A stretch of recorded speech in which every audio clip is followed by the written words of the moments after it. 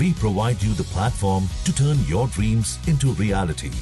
Give wings to your aspirations with KR Mangalam University.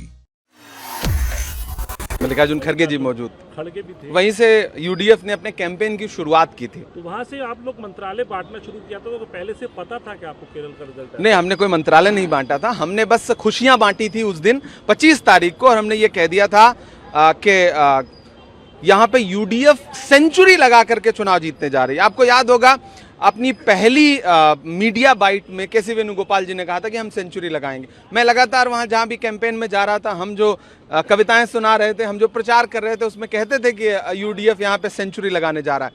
तो हमने जो उम्मीद की थी जनता से, जनता ने हम पर भरोसा किया, और जिस तरह से पिछले 10 साल में मोदी के साथ गठबंधन करके वहां पर एलडीएफ सरकार चला रही थी, उसकी हार हुई है, और कांग्रेस और यूडीएफ की एकजुटता की जीत हुई है, राहुल गांधी जी की जीत हुई है, कांग्रेस की जीत हुई है। बहुत बधाई, बहुत खुश हैं हम सारे लोग कि हमारा एक और मुख्यमंत्री बढ़ने जा रहा है, और एक बहुत महत्वपूर्ण राज्य में हमारा एक मुख्यमंत्री बढ़ने जा रहा है। केसी वेणुगोपाल का गृह राज्य है और वहाँ पे आपके पास कंटेंडर भी बहुत है। इसका मायना कैसे समझे, इस जीत का मायना कैसे समझे, खासकर वो क्योंकि कई बेल्ट ऐसी हैं, जैसे कि मलाबार की जो बेल्ट है, उस बेल्ट में से पिछली बार 14 में से केवल कैलीकट में ही 2 ही विधायक थे यूडीएफ के। इस बार आपका नंबर, हमने वहां पे क्लीन स्वीप किया है, मालाबार रीजन में हमने क्लीन स्वीप किया है, हमने मलप्पुरम में क्लीन स्वीप किया है यूडीएफ ने।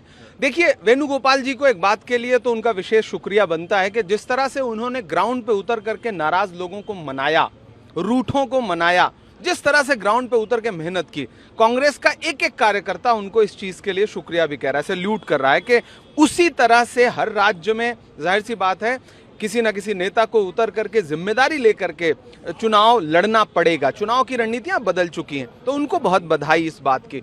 दूसरी बात यह कि ये कलेक्टिव जीत है, किसी एक व्यक्ति की जीत नहीं है, ये यूडीएफ की कलेक्टिव जीत है। जो एकजुटता, मैं शुरू से अपने बयानों में कहता रहा हूं कि जितना एकजुट होकर के केरला में कांग्रेस पार्टी लड़ रही है, इतनी ही एकजुटता अगर सारे राज्यों में दिखा दे तो कांग्रेस पार्टी को कोई हरा नहीं सकता है।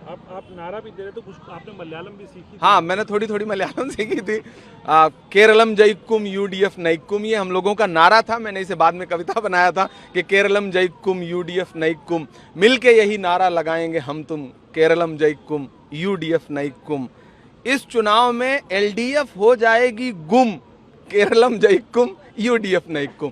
तो ये नारा, ये तेलंगाना में जिस तरह से हमने एक नारा लगाया था बाय बाय केसीआर, उस तरह से एक कविता के तौर पे यहाँ भी एक नया नारा बना था। और मुझे लगता है कि केरला की जनता ने अर्ध हिंदी, उर्दू और मलयालम बोलने वाले एक युवा की बातों को बहुत सराहा, सुना।